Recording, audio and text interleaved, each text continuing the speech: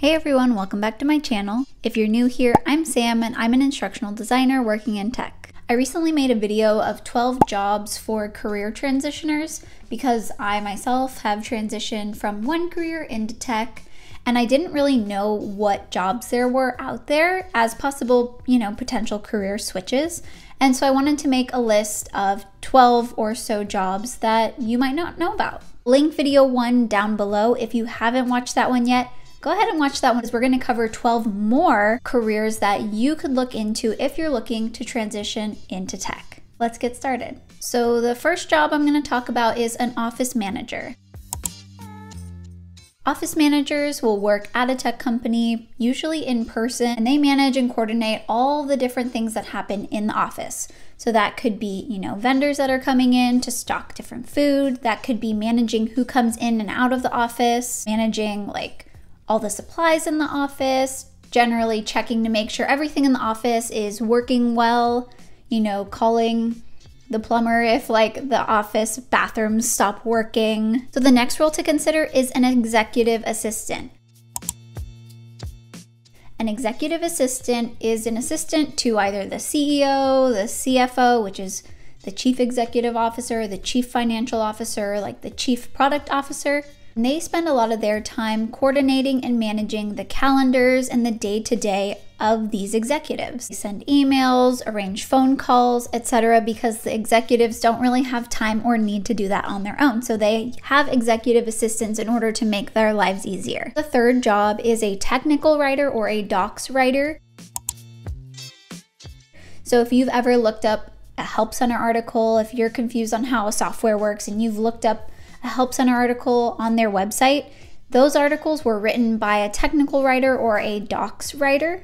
And this is a great job if you enjoy writing and you want to kind of push yourself, start writing more technically. This was one of the jobs that I definitely considered when I was moving from teaching into tech because I did like the idea of being able to write kind of tutorials that would help people kind of get up and running with the software. The next role is help desk support or IT support. And these are the people who respond to tickets or chats that you send in when you're having a problem with a software.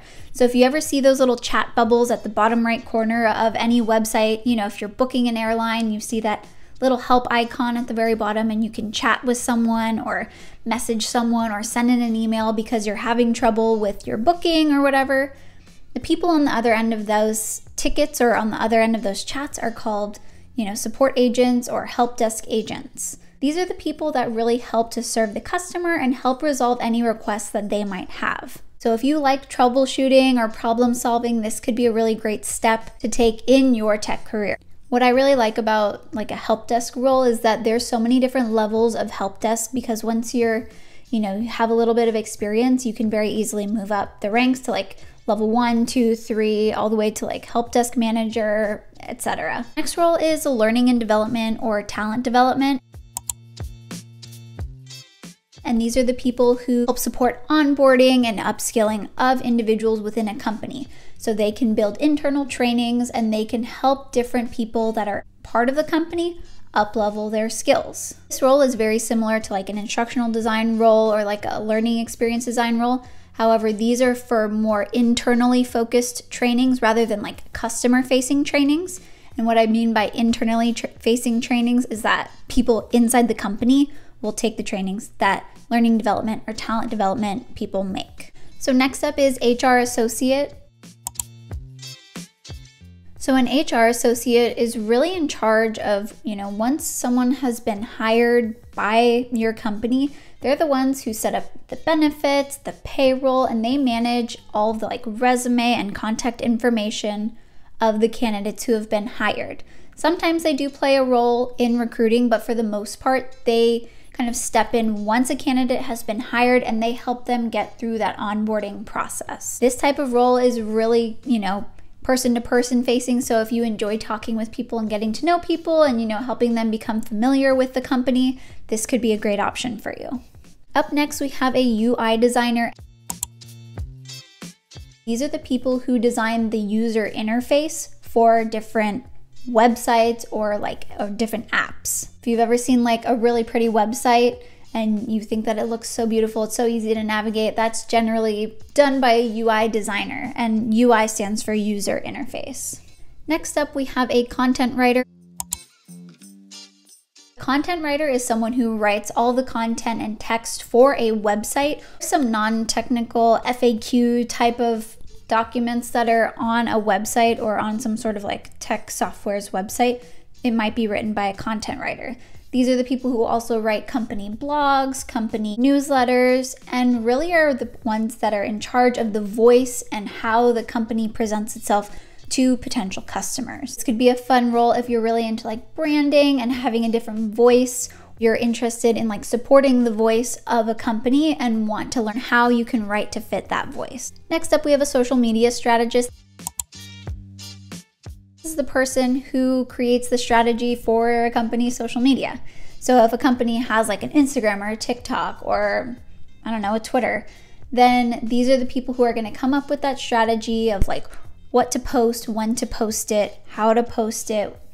And sometimes they can be asked to also be, create the graphics and stuff, but generally the strategist is the one who comes up with the plan, with the strategy to increase engagement and to really build hype and buzz around the company, and to make sure that they're communicating with customers and showing the customers really what the brand is and what they stand for. Next up, we have a few sales type roles. The first is a sales development representative.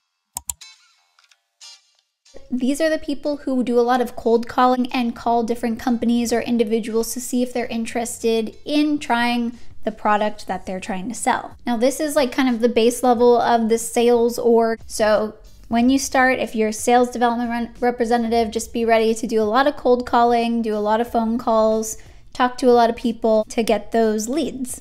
Depending on the company, I think you can make commission, but that's something you would need to talk with, the company about. Once you've kind of had some experience as a sales development representative, then you move up to an account executive. And these are the people who, once like the cold call has been confirmed and like someone is kind of interested, the account executives are the ones who guide these different potential customers through the sales funnel. And their goal is to ultimately like seal the deal or complete the sale. So these types of roles usually will gain some sort of commission. And last but not least, the last role that I'm going to talk about is a community advocate or a community manager.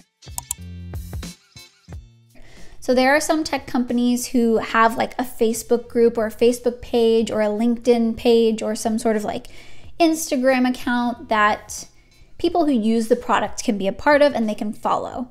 And people who are part of these groups can sometimes like post like if they're having trouble or they run into a bug with the software, or if they have a request or some sort of recommendation, they'll post in these communities. And the community manager, the community advocate, is the person who takes these requests and brings them to either engineering or product or whoever needs to see these requests. So it's a really good way to like communicate or to bridge the, the gap between like the customers and the actual company itself. They're the ones who are on that front line, gathering all the insights from the community, interacting with the community, and really ensuring that they have a good experience with the product. If you enjoy chatting with people and trying to make sure that they enjoy the product and are really into solving problems and making sure they have a great experience, then this could be a fun role for you. So I hope you found this video helpful. If you did, please don't forget to give it a thumbs up and subscribe down below. And if you are interested, I will link my instructional design job search playlist here. And I hope you have a great rest of your day. I'll see you in the next one. Bye.